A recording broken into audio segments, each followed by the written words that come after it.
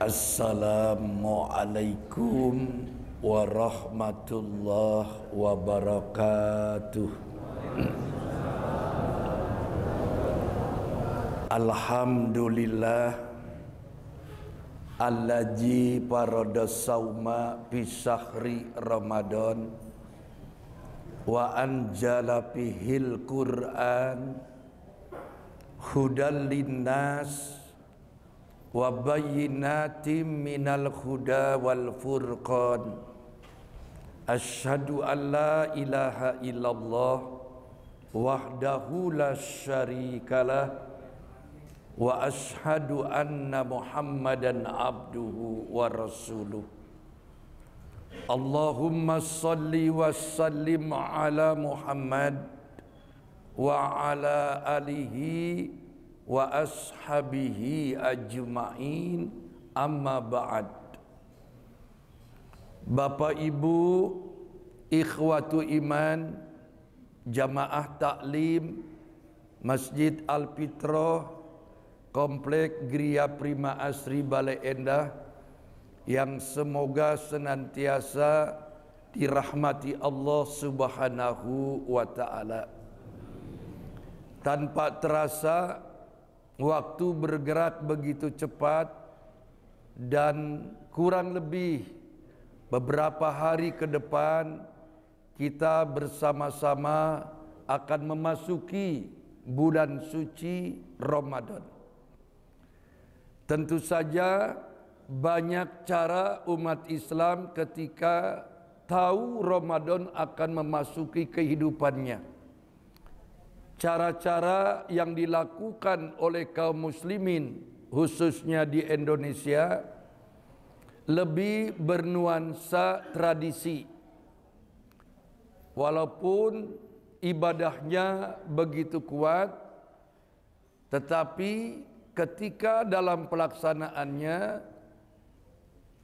terikat oleh waktu, sehingga para ulama tidak memberikan semacam keputusan. Kalau saya lebih beranggapan, satu, kebiasaan umat Islam menyambut Ramadan yang berbau tradisi adalah nadran atau ziarah kubur. Hari Jumat yang lalu di sejumlah persimpangan jalan di kota Bandung, mulai dari persimpangan Muhammad Toha, Buah Batu, dan Samsat Kiara Condong, itu kendaraan motor sudah memenuhi jalan-jalan. Mereka disinyalir orang-orang yang datang dari Garut, Ciamis, Tasik, pulang kampung sadayana mulih ke lembur. Ketika ditanya apa tujuan mereka pulang kampung, yaitu nadran atau ziarah kubur. Ini tradisi, tetapi kental dengan nuansa ibadah. Di antara ibadah yang mereka lakukan adalah ziarah kubur, hukumnya sunnah. Silaturahmi dengan yang hidup juga dianjurkan oleh agama. Hanya masalahnya masalah waktu saja. Dalam pengertian ziarah kubur, silaturahmi itu tidak mesti harus menunggu datangnya bulan Ramadan. Ziarah kubur tidak harus menunggu Idul Fitri. Tetapi di Indonesia ini sudah sangat membudaya, maka tidak boleh dilarang. Ia mah geus kebiasaan. Dan saya melihatnya ada tradisi yang baik. Kata orang Sunda, peperiheun sabulan sekali temulih ke lembur. Ini kalau sudah ada kata-kata peperiheun, rumusnya pasti ada kalimat cing atuh. Itu rumus itu. Jadi Bapak Ibu kalau berucap peperiheun pasti ujungnya ada cing. peperihan sabulan sekali temulih ke lembur cing atuh. Setahun sekali mah mulih, tak gitu. Itulah yang dilakukan oleh sementara saudara kita menjelang Ramadan pulang kampung. Ziarah kepada orang yang sudah tidak ada dan silaturahmi kepada kerabat yang masih ada. Nah, kalau kita lihat dari sisi keilmuan, sering saya sampaikan bahwasannya yang terpenting buat kita, Bapak Ibu harus tahu tujuan mendasar dari ziarah kubur itu sendiri. Tentang waktu ziarah kubur tidak terikat oleh waktu. Kapan saja, apabila kita rindu sama orang tua, maka silakan, jangan dilarang. Walaupun mendoakan orang yang sudah meninggal dunia boleh dilakukan, tidak harus ziarah kubur. Ketika rasa rindu itu semakin kuat dan kita ingin melepas kerinduan itu lalu diwujudkan dengan ziarah kubur, silakan. Saya lihat di TV banyak yang menyengaja ke kuburan teh bebersih. Jadi kuburan orang tuanya dibebersih. Nisan-nisan yang sudah rusak diganti. Kemudian pembatas-pembatas yang sudah retak dialusan deui. Ini merupakan wujud kecintaan. Entong diganggu. Jangan disebut bid'ah. Jangan disebut tenyuna. Da ieu mah geus kebiasaan, tapi di dalamnya ada ibadah. Ibu bapak harus tahu apa tujuan ziarah kubur itu. Jadi jangan sampai melakukan sebuah perbuatan lalu kemudian kita tidak tahu tujuan yang mendasar. Apalagi terkait dengan ziarah kubur. Ziarah kubur itu secara umum dari sejumlah keterangan hadis hanya memiliki 3 tujuan penting. Pertama, tazkiratul maut, mengingatkan kita tentang kematian. Diharapkan pulang ziarah kubur tersadarkan rehna urang ge bakalan menjadi penghuni alam kubur. Pulang ti ziarah kubur semangat ibadah teh. Apalagi menyangkut memasuki Ramadan. Yang kedua, tujuan ziarah kubur itu tazkiratul akhirah. Mengingatkan kita tentang kehidupan akhirat. Jangan sampai kita terjebak sibuk larut dengan kesibukan dunia. Mengabaikan akhirat. Akhirat itu tujuan orang. Banyak satu ungkapan yang menyatakan ad-dunya'u majra'atul akhirah. Jadikan duniamu itu sebagai tempat menanam berbagai kebaikan. Jadi orang teh di dunia teh kada seueur pepelakan. Banyak menanam kebaikan. Insya Allah panenna di akhirat. Jadi sadar orang teh dunia tidak selamanya, akhirat menjadi tujuan utama. Nukatilu tujuan ziarah kubur teh wa'uduhu, ngadoakeun yang kita ziarahi. Jadi Bapak Ibu kalau ke makam jangan lupa ngadoa. Maaf, jangan membuang waktu. Langsung masuk ke area pemakaman. Walaupun belum sampai ke makam orang yang kita tuju, apakah orang tua, kerabat, si aki, si nini, omat, langsung berucap, Assalamualaikum akhlad diyar, minal mu'minin wal muslimin, wa inna insya'allahikum, nas'alullahu lana, wa alaikumul afiyah. Itu doa lengkapnya begitu. Paling tidak kita mah seetik we. Assalamualaikum akhlad diyar. Semoga keselamatan untuk kalian wahai penghuni alam kubur. Penekanannya di sini. minal mu'minin wal muslimin, dari orang-orang yang beriman dan orang-orang Islam. Mengapa saya katakan penekanannya di sini? Kalau ucapan minal mu'minin wal muslimin teu diucapkeun ku urang, khawatir di area pemakaman itu ada makam orang munafik, ada makam orang fakir, orang fasik, ada makam orang kafir. Saya pernah mengantar jamaah meninggal di Bandung, mayitnya dibawa ke Garut. Itu di area pemakanan di Garut itu ada makam-makam peninggalan Belanda. Jadi makam-makam peninggalan Belanda teh satu hamparan dengan makam orang Islam. Tah upami orang ke makam ngucapkeun doa teu aya penekanan minal mu'minin wal muslimin, cuma berucap assalamualaikum ahlad diyar, eta orang Belanda nu lain muslim kadoakeun mayitna. Dan itu hukumnya dilarang. Mendoakan orang mati di luar Islam dilarang. Haram hukumna.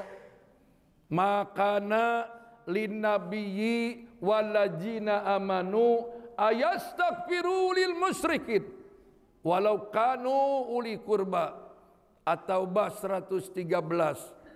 Seorang nabi dan orang yang mengaku beriman kepada Allah tidak pantas memintakan ampun kepada orang yang mati di luar Islam. Walau kanu uli qurba, walaupun yang meninggal dunia itu kerabat dekatmu sendiri, ibumu, bapakmu, anakmu, kalau beda agama maut. Tah urang teh teu kenging ngadoakeun mayitna. Makanya waktu orang masuk ke area pemakaman, tolong ditekankan minal mu'minin wal muslimin.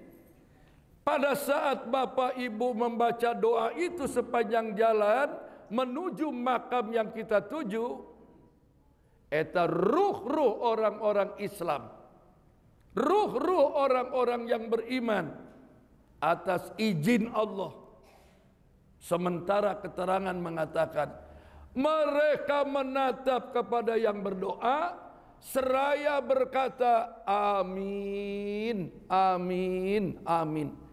Jadi dulur urang teh nutos aya di alam barzah, di saat bapak ibu ngadoa tadi mereka sangat-sangat berterima kasih. Amin, amin, amin. Butuh doa. Ternyata orang yang sudah di alam kubur teh butuh doa. Teu butuh air kembang mawar. Teu butuh kembang satrep oge teu butuh. Da mayit mah butuh teh doa tinu hidup. Saya minta kepada bapak ibu kalau ke makam jangan repot-repot bekal kembang, jangan repot-repot bekal air. Ai cai aqua atau cai daun oge boleh lah. Beres ngadoa uyup ku urang. Lain dibanjur ka makam, mayit teu beuki cai. Banjurlah ku doa. Di saat kita sudah ketemu makam orang tua kita, menghadap kiblat, baca hamdalah, lengkapi sholawat, langsung ngadoa. Di dalam berdoa, dialog kepada Allah. Jangan bernuansa memiwarang Allah. Minta kepada Allah harus lembut. Tidak boleh tutah-titah ke Allah. Memohon kepada Allah. Silakan ibu bapak doanya bebas. Inti nama minta tolong kanu maut teh supados nu maut ka Allah teh supados nu maut teh di alam kuburna diluaskeun, dimuliakeun, dihampura. Boleh menggunakan redaksi umum Allahumma gfir lahu warhamhu, diulang-ulang mangga. Kalau yang matinya lelaki Allahumma gfir lahu, kalau yang meninggalnya perempuan Allahumma gfir laha, silakan. Bagaimana kalau yang matinya bencong gitu. Tidak ada huha, tidak ada hahu. Bencong mah make he gitu. Allahumma gfir lehe warhamhe wa akrib nujulehe wa wasim madkholehe. Dan bencongnya bencong orang India. Sampai di mana itu? Nah, ibu, bapak, ketika di makam jangan terpengaruh oleh sinetron, mengajak ngobrol mayit. Atur punten ma, abdi di Bandung sibuk, ayeuna nembe tiasa datang ke Ciamis ya teh. Ma kumaha damang ayeuna. Eta ngadongeng eta teh. Lamun urang ngomong kitu kumaha lamun aya jawaban. So. Apalagi kalau meminta-minta kepada yang meninggal, ini perilaku orang jahiliyah. Orang Islam hari ini tidak boleh meminta apapun kepada mayit. Siapapun yang meninggal dunia, setinggi apapun kualitas imannya, nu maut mah teu bisa masihan naun-naun kanu hirup. Justru nu maut teh ngantosan minta didoakeun ku urang. Bisi ibu bapak terpercaya sok geura maut heula. Keku abdi didoakeun. Pasti ngaaminkeun. Lanjut. Yang kedua menyambut Ramadan dari kalangan kaum muslimin urang itu suka ada istilah saling hampura, saling memaafkan. Ieu mah Ramadan hampura abdi, tak kitu tak kalimatna. Lagi-lagi meminta maaf satu sama yang lain tidak mesti menunggu mau Ramadan. Silih hampura tidak harus menunggu Idul Fitri. Yang namanya kesalahan di antara kita harus segera. Apalagi orang-orang terdekat, suami dan istri. Jadi kalau ada kesalahan langsung minta maaf. Dan itu yang terbaik. Jangan dirapel ngantosan setahun Idul Fitri. Memangnya kita punya jaminan, yakin orang teh gaduh yuswa setahun deui. Pan urang lamun mikir kadinya teh rada hariwang. Apalagi setiap kali menjelang Ramadan selalu ada yang meninggal. Di Bandung ada mubalik yang sering WA-an sareng abdi, Totoh Abdul Patah. Maot tah. Kita kenal ada ustadz mubalik yang namanya Totoh Abdul Patah. Rada gendut jelmina teh. Hari abdi mah langsing. Maot tah. Jadi bapak entong gendut-gendut teuing kade. Dadu gendut masuk gancang maut. Olahraga. Sampai di mana bete? Yuh. Omat. Meminta maaf harus segera. Tidak boleh dinanti-nanti. Yang ketiga, ibu bebersih, kuramas. Nah ini pun tradisi. Dan ulama kebanyakan tidak berkomentar menyambut baik. Silakan. Siapa saja yang mau kuramas silakan. Tetapi kuramas di sini bukan kuramas biasa, mandi jinabat. Nanti malam taraweh, sore kita mandi besar. Maaf, mandi besar itu atau mandi junub ada aturan main. Ini saya beritahu secara umum ya. Cara mandi junub yang dicontohkan oleh Rasul dari sejumlah sumber. Pertama, niat dalam hati. Kedua, bersihkan kedua telapak tangan. Ketiga, membersihkan kemaluan dengan tangan kiri. Keempat, berwudu. Kelima, siram kepala merata. Keenam, siram badan kanan, badan kiri, badan depan, badan belakang. Siram telapak kaki di lantai kamar mandi. Selesai mandi junub. Kalau kita menganggap ingin menyambung dengan mandi bebas, pakai sampo, pakai sabun wangi, itu namanya mandi bebas. Setelah mandi bebas, dirasa tidak ada yang keluar dari pintu depan dan pintu belakang, tidak perlu wudhu lagi. Karena yang membatalkan wudhu secara umum punten cuma dua. yang keluar dari pintu depan dan yang keluar dari pintu belakang. Itu yang membatalkan wudu. Sekecil apapun. Ustaz, kumaha lamun hitutna saeutik? Ya. Nu ngaranna hitut mah teu saeutik, teu sedang, teu gede, teu loba. Nu ngaranna hitut mah kajen saeutik oge batal. Tentang kita sudah mandi bebas menyentuh kemaluan, ini para ulama berpendapat sepanjang tidak disengaja dan tidak mengenai telapak tangan. Menyentuh. Kalau tersentuh tengah haja gitu, terbatal. Ibu bapak sudah wudu, jangankan dicolek ku salaki, disun ku suami tidak batal. Walaupun masih ada saudara kita yang berpendapat batal. Aula mastumun nisa, bersentuhan dengan perempuan membatalkan wudu. Tetapi kalau diteliti ayat itu, yang dimaksud bersentuhan di sini bermakna berjima. Kita hargai sajalah perbedaan itu. Cuma kalau saya lihat dari sejumlah keterangan hadis, Rasulullah sallallahu alaihi wasallam hampir setiap malam sholat tahajud. Beliau sujud, Siti Aisyah sedang tidur, terkadang suka lilir. Lilir itu apa Indonesianya lilir teh? Lilir itu bangun tidak kahaja.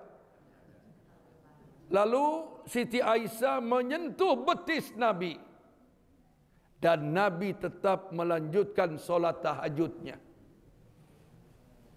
Tapi kalau ibu bapak masih memegang pendapat ibu sudah wudu dicolek salaki jadi batal, hargai saja. Atau sudah wudu jabat tangan dengan salaki, maaf pak, mamang geus boga wudu tah. Padahal bersentuhan dengan suami maknanya yang membatalkan jima, lain colek. Sebenarnya mah kitu. Sumuhun. Bu, hirup kene bu. Sampai di mana tadi? Nah, sekarang bagaimana tinjauan hadis? Nabi Muhammad sallallahu alaihi wasallam menyikapi kedatangan Ramadan, apa yang beliau lakukan? Nabi selalu gembira. Datang bulan Sya'ban, Nabi sudah bahagia. Semakin dekat Ramadan, Nabi tambah bahagia.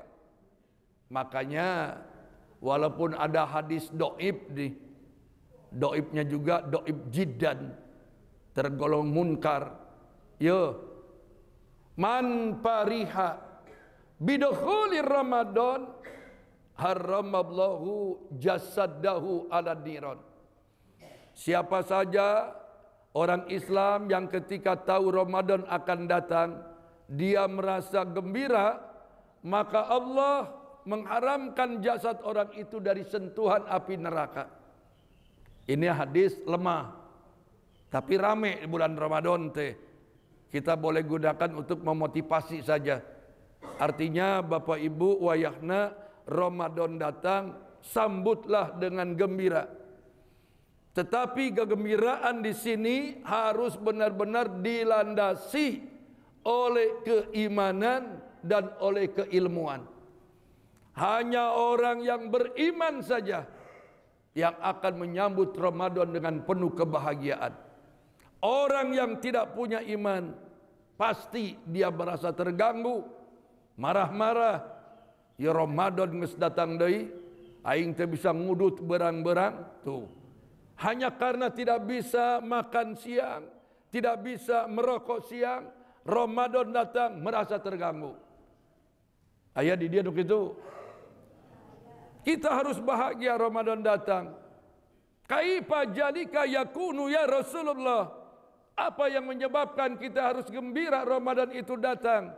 Li annal hasanati fihi mujtami'ah. Karena di dalam bulan Ramadan itu banyak keutamaan. Di antara keutamaan yang ada di bulan Ramadan, ibu bapak, at-ta'ata makbulah. Segala bentuk ketaatan akan dikabul Allah. Maka tidak ada alasan buat kita tatkala masuk Ramadan tidak banyak beramal.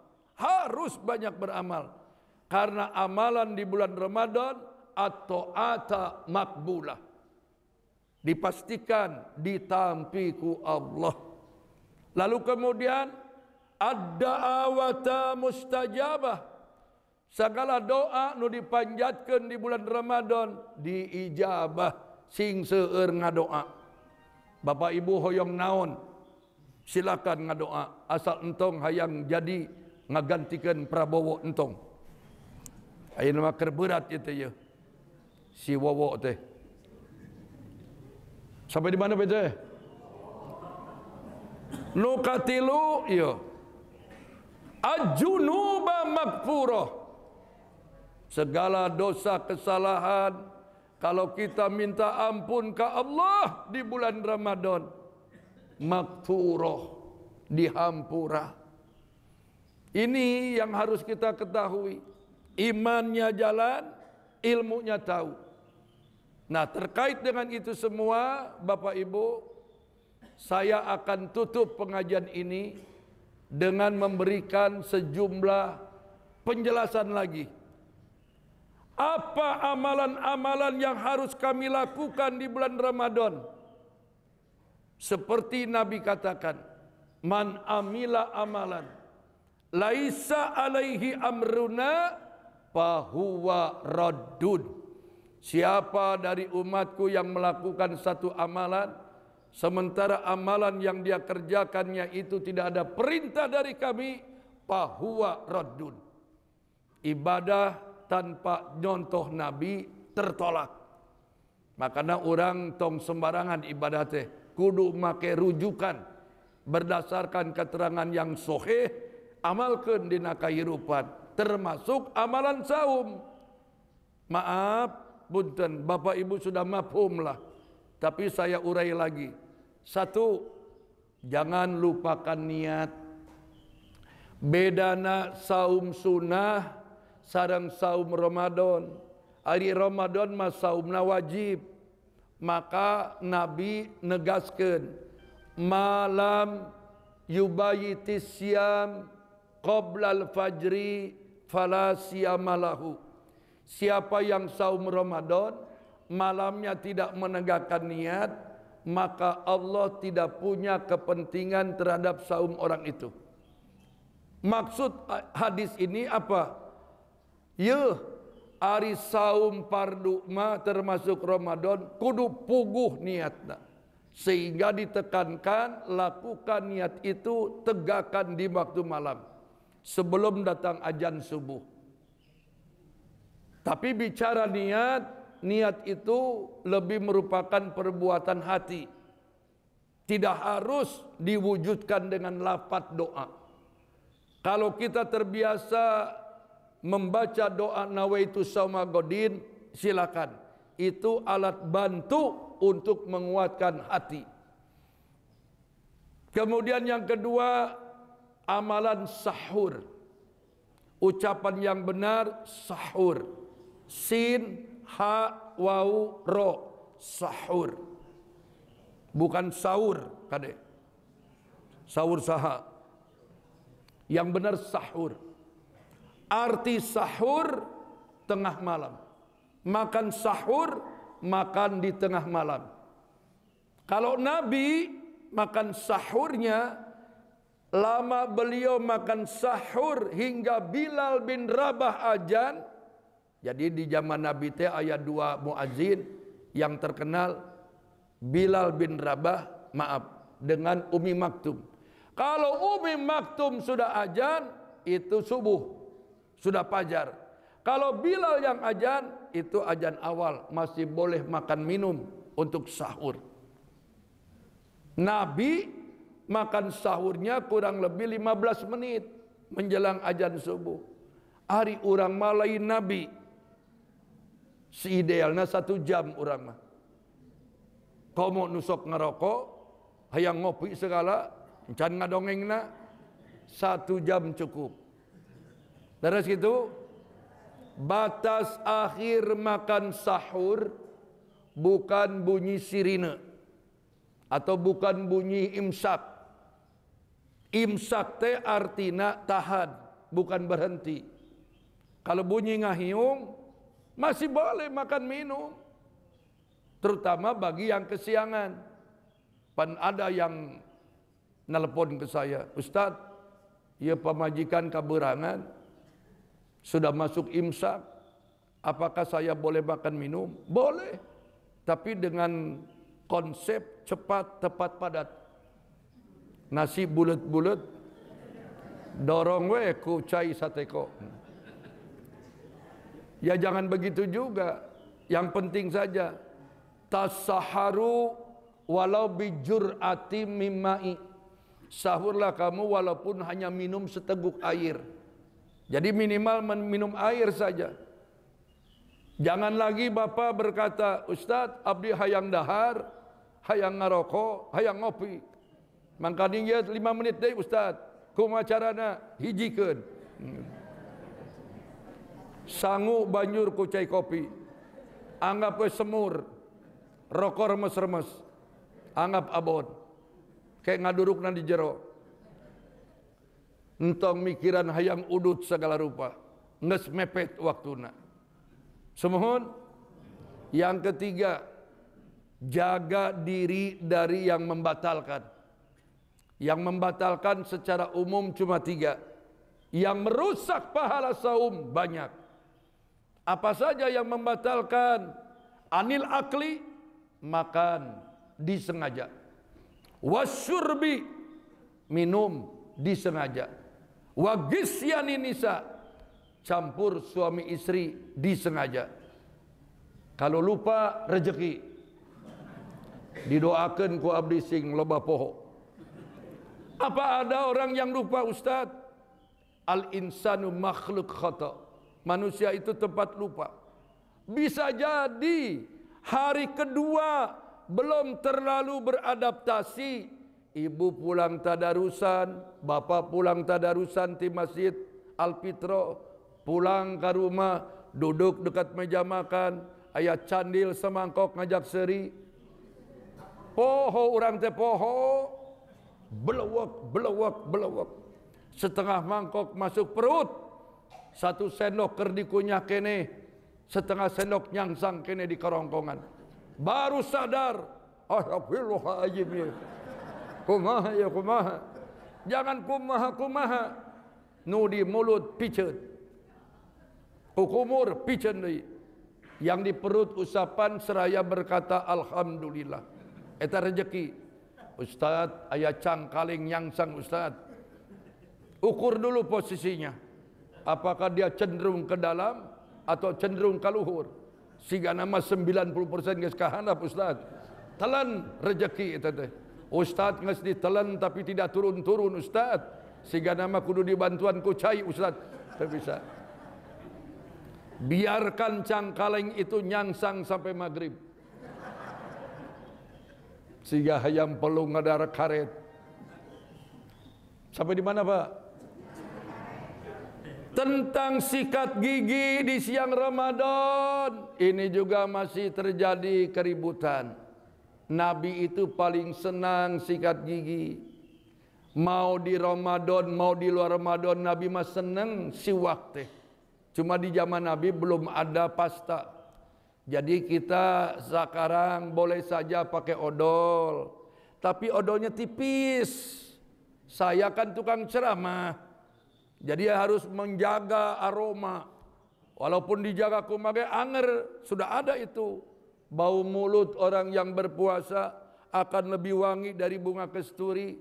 Jadi jam 12 kaluhur mah itu udah kesos keluar ta ciri khas orang yang saum. Makanya alamun pidato abdi kudu jaga jarak gitu. Tapi ada ikhtiar sikat gigi. Sikat gigi odolna tipis. Jangan siang-siang sikat gigi, odolnya sekandel curug dengan rasa stroberi. Itu sudah niat tidak baik. Dan jangan lagi ibu-ibu mencicipi masakan. Ibu sudah berapa tahun memasak, piraku can apal kene. Ini suka ada ibu-ibu yang bertanya, apakah boleh mencicipi masakan Ustadz untuk menjaga keharmonisan hidup rumah tangga? Saya katakan, ya, kalau ingin tahu rasa masakan ibu, tunggu maghrib. Maghrib matong diletak, uyup langsung. Kalau itu dibiarkan dan dibolehkan, satu masakan 3 letak. 5 masakan 15 letak. Keluar di dapur cenghar. Kau mau tukang catering mah? Oh pasti warak we letak terus. Ayah tukang letak dia ibu-ibu. Tidak perlu letak-letak lagi. Ustadz, apa betul Ustadz? Katanya Ramadan siang-siang tidak boleh ngorong. Macam-macam pertanyaan saja. Naun urusan aja korong. Kalau kita bangun tidur ujuk-ujuk ayah korong keluar, dudut. Piraku kudu dibawa ke pasar. Ibu eta korong bu. Iya Ramadan temenang didudut cenah kitu. Dudut we. Ari ngorek kuping cenah usah temenang Ramadan makruh, tidak ada urusan.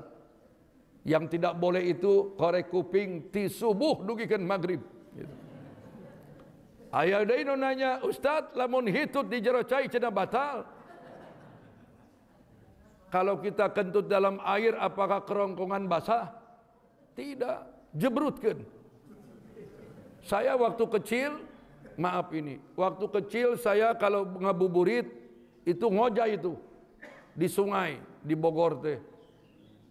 Ngojay, maklumlah barudak mah paling resep lamun ngabuburit teh ngojay we terus. Malah kadang-kadang korupsi sorangan, beluak sorangan. Ya, aya ustad lewat, cek ustad kadek barudak. Lamun Ramadan temenang hitut di jero cai. Sampai saya sedang ngeum hayang hitut naik heula, pret ngeum deui. Setelah saya dalami agama, di mana dalilna ieu teh? Saya pulang lagi ke kampung, saya tanya si ustad nak keburu maut. Ngabohong eta teh, ngabohong. Teu aya dalilna. Kemudian yang keempat, menyegerakan berbuka. La tajulun nas khairra ma'ajalul fitrah. Tidak baik orang yang saum maghrib datang dia berleha-leha. Datang waktu maghrib, batalkan. Minum yang hangat, makan yang lembut dan manis, jangan berlebihan. Yang penting ngabatalkeun. Judul nage ngabatal, bukan ngawaregan. Omat eta teh. Beda ngabatalkeun jeung ngawaregan. Ngabatalkeun masal batal we. Dan saya minta ke ibu-ibu, tolong kalau bikin candil dengan kolak jangan terbuat dari hui. Karena hui itu sifatnya ngahiu. Sekadang-sekadang pes, sekadang-sekadang pes. Makanya saya Ramadan mah paling menjaga hui teh. Karena mimpin sholat tarawih kuring teh. Namun hitut kan bahaya. Dan imam tidak boleh tidak jujur, harus jujur. Tidak boleh imam berkata, ah tekadenge ieu, tidak boleh. Ada kadenge tekadenge ku makmum batal hibabah. Sumuhun. Ya pintu masjid bulan Ramadan malam-malam harus dibuka nih. Agar imam kalau batal bisa menyelamatkan diri. Kalau di depan imam tidak ada pintu, imam mimpin tarawih hitut.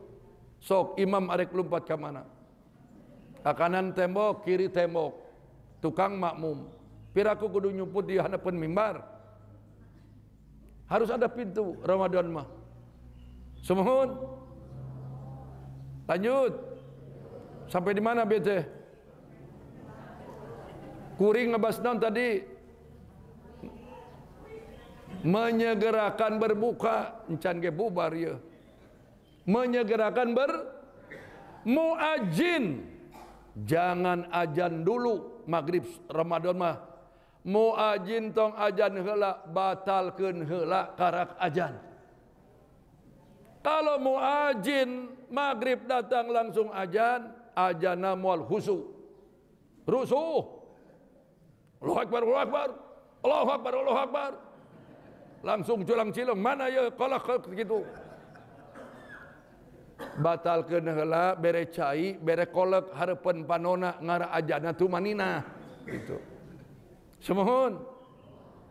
Yang berikutnya maaf, dirikan solat malam, solatul lail. Di bulan Ramadan namanya tarwih atau namanya qiyamul Ramadan.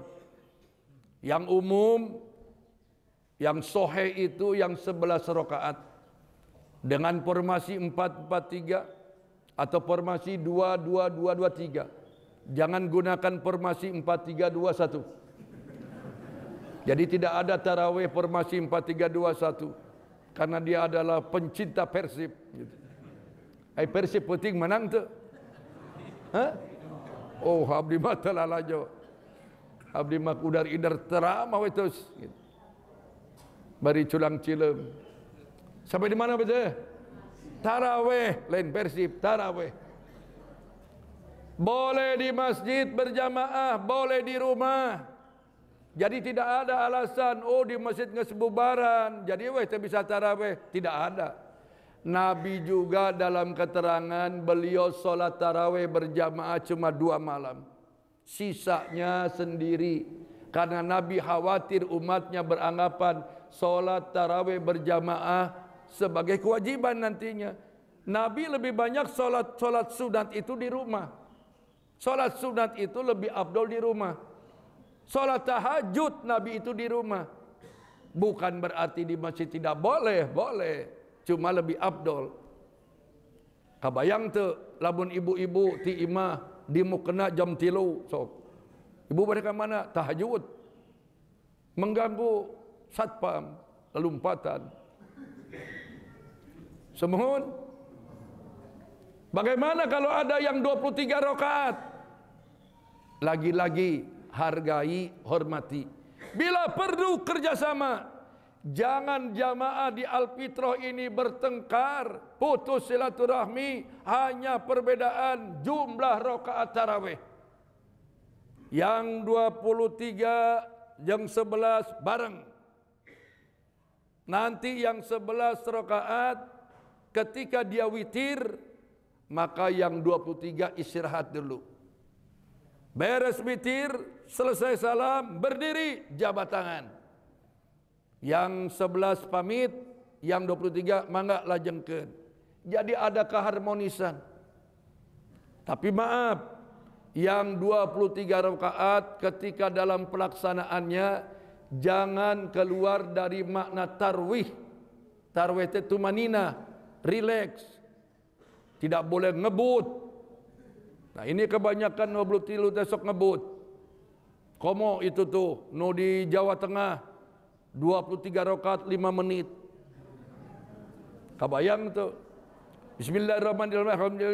Waladolin amin. Beledak waladolin amin.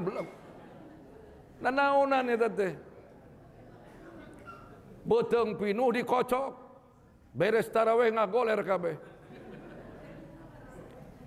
Tarawih mah relax. Tumanina. Nabi mah sendiri lebih panjang. Dan saya ingatkan kepada imam, entong banyak hafalan Quran, kemudian tarawih bebeakan, tunjuk kemampuan. Lihat di belakang banyak orang tua, tidak. Kalau banyak orang tua sudah yang sedang-sedang saja. Jangan sampai satu ain, satu juz. Wah, aki-aki itu goyang kabeh. Asam urat kamu ngagoler. Doraka itu teh. Makanya Nabi mah orangnya bijaksana. Kalau mimpin salat berbalik badan, lihat sambil mengatakan rapatkan, luruskan, bari ningali lamun aya kolot. Nabi mah sederhana. Sederhana, tidak berlebihan. Lamun sorangan, panjang Nabi mah. Semohon imam tarawih harus yang terpilih. Makhraj terjaga, qiraah merdu, surat yang dibaca variatif. Tidak dilarang kalau tarawih itu bolak-balik deko kulhu inatoena, tidak dilarang. Tapi sing boga ka era we. Geus 20 tahun mimpin tarawih kulhu inatoena. Cek makmum tadi tukang taruhan si mah kulhu kali bah. So kira kulhu si mah. Langsung dia terdengar banting setir baca Al-Kafirun, banting setir. Al-Kafirun can apal pisan. Murilit siga kaset kusut. La a'budu ma ta'budun ma ta'budun la a'budu. La a'budu ma ta'budun ma ta'budun la a'budu. Bari ngadehem. La a'budu ma ta'budun ma ta'budun la a'budu. Cek manehna teh asa panjang itu. Lain panjang maneh pabelit. Malah aya imam mimpin salat maca watini lompatna ka wal asri. Kemudian Bapak Ibu setelah tarwih atau salat malam, tolong banyak baca Al-Qur'an. Iqra'ul Qur'ana fa innahu ya'ti yaumal qiyamah syafi'an li ashabi. Banyak baca Quran, pahami, amalkan. Niscaya dia akan menolongmu di akhirat. Boleh dengan cara sendiri, berjamaah. Boleh jugalah ngejar khatam, silakan. Yang penting kita gunakan hari-hari ini banyak baca Quran. Sahrul Ramadan, sahrul qiraatil Quran. Yang ketujuh, banyak sodakoh. Afdolu sodakoh, sodakotun fir Ramadan. Sodakoh yang paling utama dilakukan di bulan Ramadan. Bapak wayahna lamun Ramadan tarawehan bekal duit 5.000 paling seeutik. Entong 2.000 geus teu usum. Habuskeun ka kenceleng. Syukur-syukur lebih banyak. Supaya sedekah orang semakin baik. Yang terakhir, i'tikaf fil masajid. Berdiam di masjid 10 akhir Ramadan sesuai dengan kadar kemampuan. Takarub, zikir, dan lakukan yang baik-baik di Ramadan itu. Ini saja Bapak Ibu, abdi terlalu banyak pidato gitu. Sehari ayeuna teh 4 tempat. Sedang full order gitu. Kualahan ya abdi teh. Seueurna bentrok gitu. Keliling terus ceramah. Sampai giung nerima amplop teh giung gitu. Saking giungna amplopna dipicen ku abdi teh. Jero nama diaman.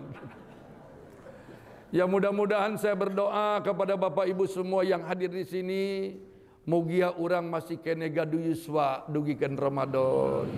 Ibu bapak sing sehat lahir batin, diberkahi usianya, dimudahkan rezekina, dipenuhi hajatna. Tatkala datang Ramadan, mudah-mudahan Allah mensejahterakan kehidupan kita. Allahumma sallimna li Ramadan wassallim Ramadan lana wassallimhu minna mutaqabbala. Rabbana atina fid dunya hasanah wa fil akhirati hasanah wa qina azabannar birahmatika ya arhamar rahimin. Amin ya Allah ya rabbal alamin. Wassalamualaikum warahmatullahi wabarakatuh.